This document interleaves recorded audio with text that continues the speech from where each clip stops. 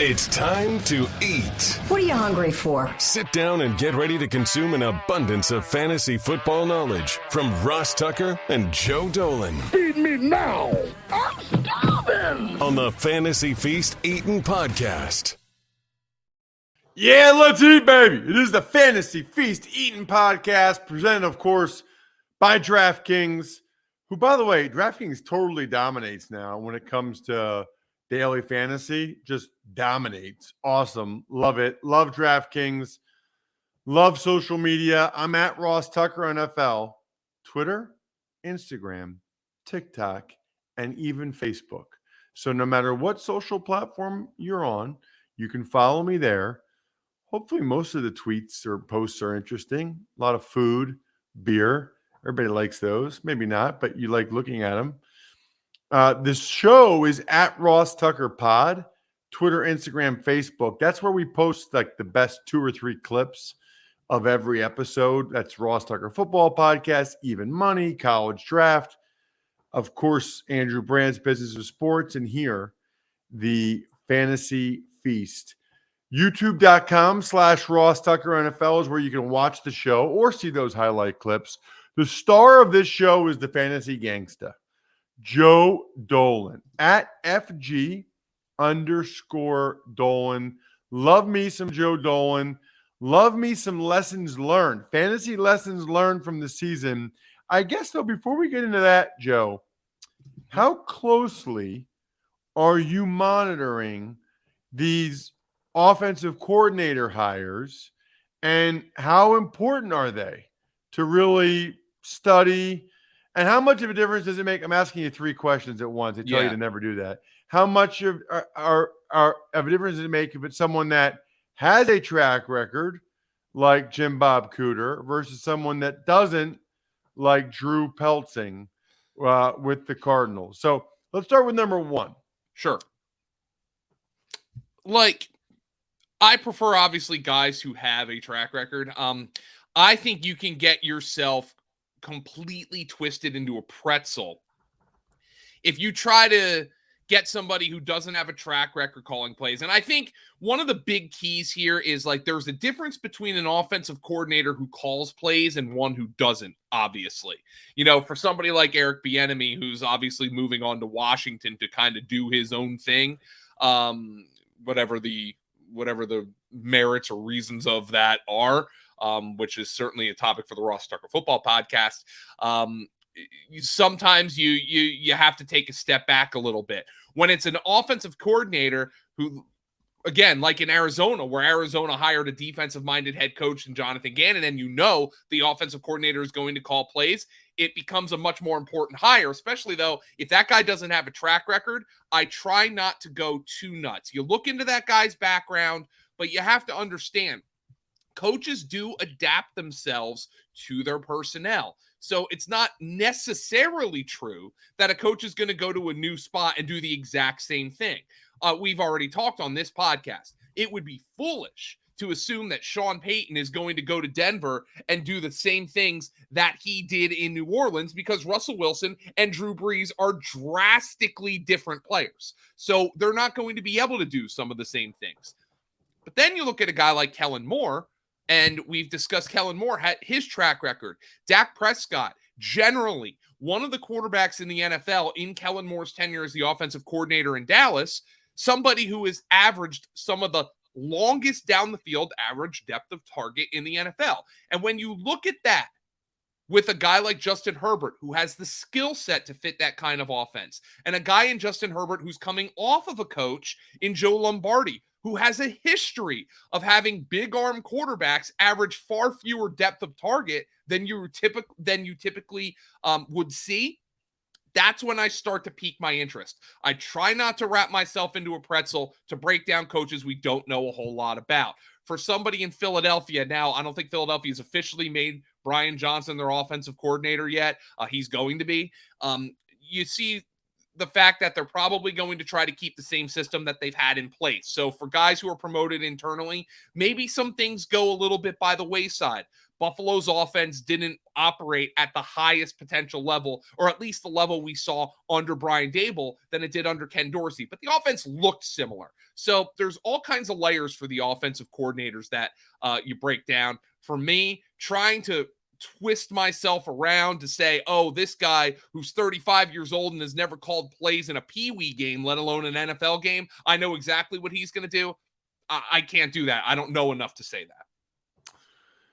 And then there's a guy like Jim Bob Cooter who has a track record, but Steichen's going to be calling the plays in Indy. So I don't know if it's irrelevant, but it's not really that big a deal. Well, it gives you good experience, in that building. Frank Reich, I believe, said he's going to call the plays in Carolina as well. But of course, Frank Reich, when he went to Indianapolis, Doug Peterson was the play caller in Philadelphia before Frank Reich moved on to Indianapolis. So, guys, I think Jim Bob Cooter is going to be like Shane Steichen was in Philly. Steichen called the plays in Philly, but part of the game planning. He's going to be Steichen's right-hand man. Also, Ross, one of my favorite spoonerisms in all of football, Coot Bob Jimmer. Now, if you want to analyze that, that's top level spoonerism right there, right up there with a Murtavius Larry for Latavius Murray. So just throwing that out there. I'm a big spoonerism guy. Toss Rucker. I've never heard of spoonerism. Really? It's when you reverse like the first sound of like a name. So like you're Toss Rucker, I'm Joe Dolan. But like I like to get a little more creative, like Coot Bob Jimmer. And Percy Harvin is a great one too, Harvey Person. So there you go. Oh. So this is off-season football talk, Ross. Spoonerisms in fantasy football. I love it. I think that those I think I probably would laugh harder. I'm smiling. Yeah. I think I'd probably laugh harder if I was drinking a Labatt Blue Light while you were giving me your spoonerisms. Joe, I might be going to a minor league hockey game on Sunday. Hershey Bears, pretty good chance of that. Hopefully I'll be drinking some Labatt Blue Lights with my family because it's so nice to have a Labatt Blue Light while you're drinking beer with your family. Live life to the power of we. Always enjoy responsibly, of course. Beer, Labatt USA, Buffalo, New York. All right.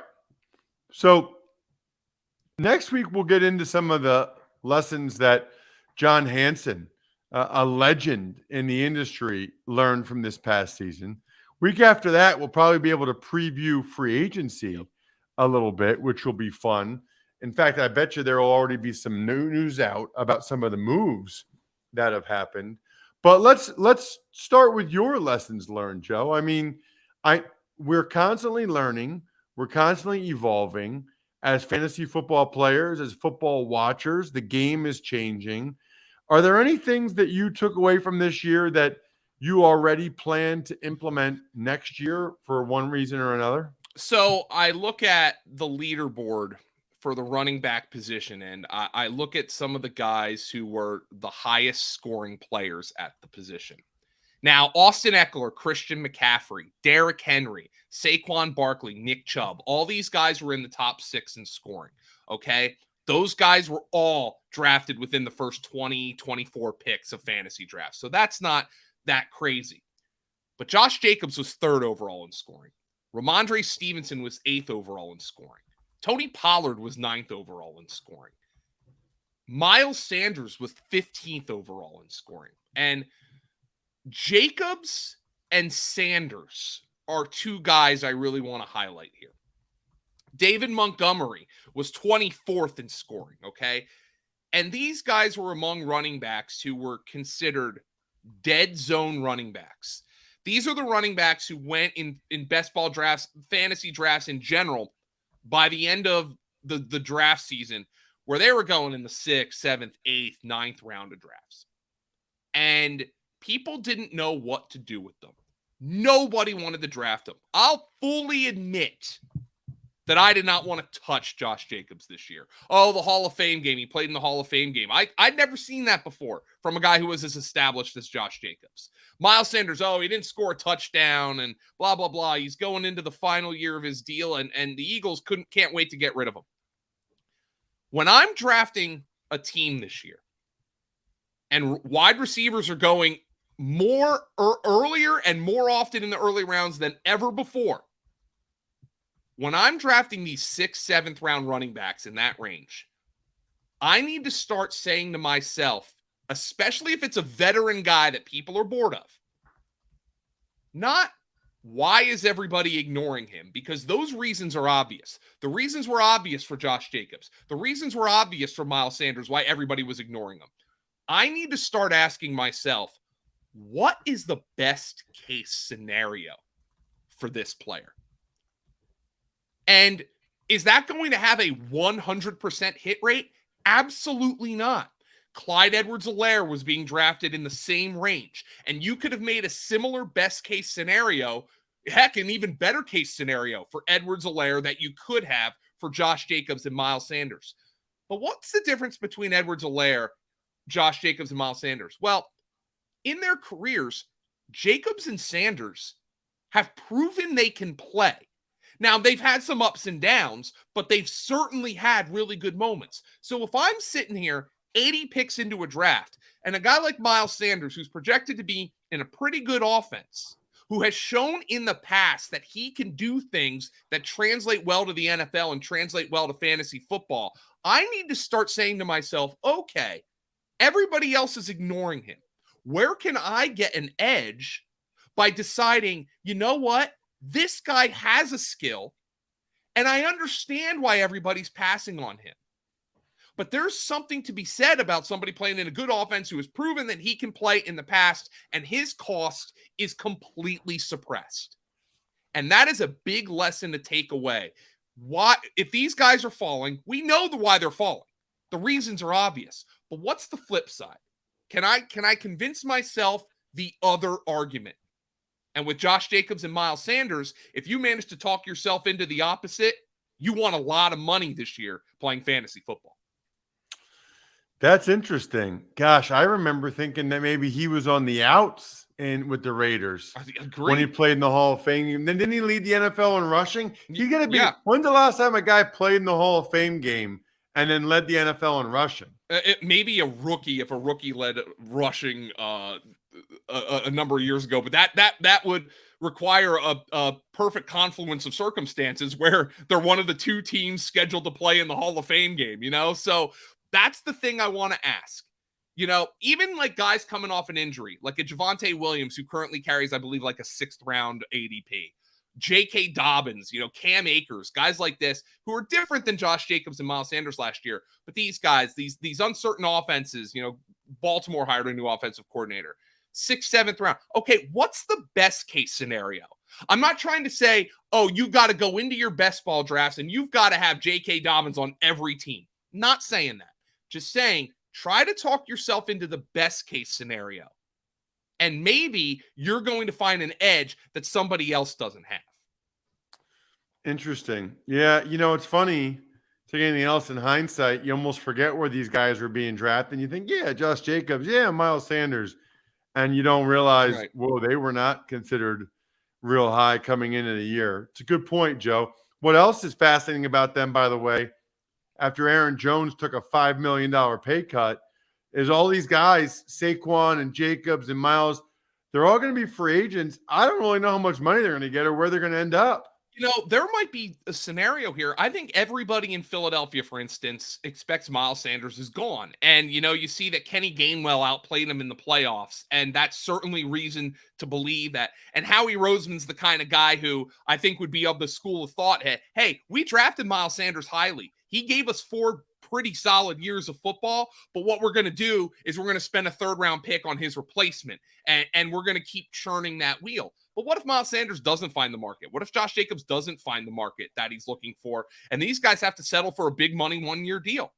I think teams are probably more amenable to signing a guy to a big money 1-year deal than paying a long-term contract for a running back. So there's a chance Miles Sanders, who, by the way, in early best ball drafts is going in the 7th, 8th round again because of his uncertain situation. I would say there's a non-zero chance that, I don't want to say tail between his legs. He's had a great season, but that he decides, you know what, I'm going to make more money here. I'll just go year by year and we'll go back and try to win a championship. So I think there's a chance that those guys who are free agents also end up coming back on a bigger money 1-year deal. All right. What other lessons did we learn, Joe? All right. So I'm looking at the top 20 wide receivers from a fantasy perspective in total fantasy points. I have in total fantasy points among wide receivers, I have 2 Dolphins, Tyreek Hill and Jalen Waddle. I've got 2 Eagles, A.J. Brown and Devontae Smith, both of whom actually finished, both Hill and Waddle and Brown and Smith each finished in the top 10 in total fantasy point scoring. I have 2 Bengals, Jamar Chase and T. Higgins. I have 2 Seahawks, Lockett and Metcalf. And I have 2 Buccaneers, Evans and Godwin. That is 5 teams have 2 receivers in the top 20 in total fantasy point scoring in PPR. And I think one of the lessons here is I'd rather draft the number 2 receiver from a good offense than a number 1 receiver from a bad one. And now Michael Pittman was the overall number 20 receiver in fantasy point scoring. But there's the perfect example. I was all in on Michael Pittman, and he didn't have a terrible year. And that Colt offense was worse than I thought it was going to be. But Michael Pittman was getting drafted eons before Devontae Smith was getting drafted. He was getting drafted before Jalen Waddle. He was getting drafted before Mike Evans and before Chris Godwin. These teams where people just didn't understand what to do with the wide receivers on these teams. Oh, how are these guys going to get the ball? And how is Devontae Smith going to get the ball when A.J. Brown's there? How is T. Higgins going to continue to get the ball with Jamar Chase in his second season? Most NFL coaches, not all, we yelled about this with multiple coaches, but most NFL coaches will say, hey, I got good players if they have multiple good players. You know what we're going to do? We're going to throw the ball to our good players. Simple. So I'm looking at this and saying, when Darnell Mooney's getting drafted before Chris Godwin, Darnell Mooney, who I was in on, by the way, is getting drafted 4 rounds before Tyler Lockett. Understand that maybe these good players, even if the quarterback situation is a little up in the air, good players command the football. So I'm going to look at a situation, not just those guys right now. Devontae Smith, T. Higgins, those guys are going inside the top 25 in fantasy drafts right now. People have figured that out. But maybe go to a team like Washington, where I thought Jahan Dotson this year proved that he could play. Now, yeah, Washington's got an uncertain quarterback situation. It looks like maybe they're going to go with Sam Howell. Maybe they draft somebody. Maybe they sign one of these free agents. But Jahan Dotson, who right now is available 90, 100 picks into best ball drafts. Maybe I'm going to say, you know what? That guy's got pedigree. That guy's got talent. And I'm going to draft him because I expect that the Commanders are going to throw the ball to their good players. Eric Bieniemy is going to understand that he doesn't have Patrick Mahomes there. So scheme up the ball, scheme up plays to get the ball to your good players. Again, just like the last argument, can this lesson learned, can this get you into trouble? Of course it can. Gabe Davis is a big example of that. I'd be remiss to point out that Gabe Davis didn't was dealing with an ankle injury for most of the year. But of course it can get you into trouble. But you know what? I'm not going to be upset about taking a swing on Gabe Davis with Josh Allen throwing him the football, as opposed to trying to talk myself in circles as to why, Darnell Mooney is going to explode with Justin Fields throwing the ball. So I would take a really talented number 2 receiver on a team over a solid number 1 on a bad team. Because Devontae Smith, who was the number 2 on his own team, you know what he was for your fantasy team? He was your number 1. Because he was 9th overall in fantasy point scoring this year. So even as the number 2 fantasy scorer on his team, he was the number 1 for your fantasy team. Jalen Waddle, he was the number 2 scorer for his own team at the wide receiver position. He was the number 1 on your fantasy team because of the way these teams operate. We talk about all the time when we break down every game week by week. Sometimes for a team like the Eagles, a team like the Bengals, I don't ever know what to say because they just get the ball to their good players. And if a coach has the track record of doing that, and they have the personnel that should dictate that those things will happen, then do not underrate the number 2 receiver on that team, because those guys can end up being league winners because their draft position is simply just suppressed because of perceived target competition that doesn't exist. That's a wild stat. I mean, there's 32 teams in the league. Yep, And 10 of the top 20 guys come from 5 teams. Technically 10 of the top 19 in total fantasy points this year, because T. Higgins was 19th in total fantasy points. So yes. I got to be honest with you, Joe, that's one I fail at, because I almost always will take a number 1 on a bad team over a number 2 elsewhere, because I just think there's not enough touches, not enough, but I'm wrong. And you know what, Ross? Sometimes that works out. You know, like Amari Cooper was a player who finished 10th in total scoring, and nobody wanted to draft Amari Cooper for obvious reasons. Again, you have to understand these things. But there's another lesson too. You can apply that to Amari Cooper, the same lesson that I learned from the running back position. Okay, Amari Cooper was like a 7th round pick because the Deshaun Watson was suspended. Oh, Jacoby Brissett, is coming in. But in hindsight, and I was actually on Amari Cooper this year, so I wasn't on Josh Jacobs, I wasn't on Miles Sanders, but I was on Amari Cooper, because you can look at yourself and say, okay, what's the best case scenario? We know Cooper can play. We know Amari Cooper has had big-time fantasy seasons. And, Jacoby Brissett, he might not be great, but we know he's played solid football. So you can apply that running back lesson to a guy like Amari Cooper. Somebody everybody's bored of. Nobody wants to deal with him. Oh, why'd the Cowboys dump him? And then all of a sudden, he's out here putting up top 10 fantasy numbers. But, yes, indeed, 10 of the top 19 receivers for fantasy football came from 5 different teams. So, I mean, you can get a good number 2 receiver who can perform like a 1 in the middle rounds. I'm doing that every day. It's almost like a cheat code, because you get these guys playing in good offenses with good quarterbacks. Man, that was a way to win fantasy championships. Devontae Smith was on a lot of fantasy championship teams this year. Jalen Waddle was on a lot of fantasy championships, or at least fantasy contenders. Metcalf and Lockett were on a lot of contenders, because those are guys who can play even in an uncertain quarterback situation. Download the app now, the DraftKings Sportsbook app, and sign up with code Ross so new customers can place $5 on any pregame NBA moneyline bet and get $150 in bonus bets if your team wins, only at DraftKings Sportsbook with code Ross.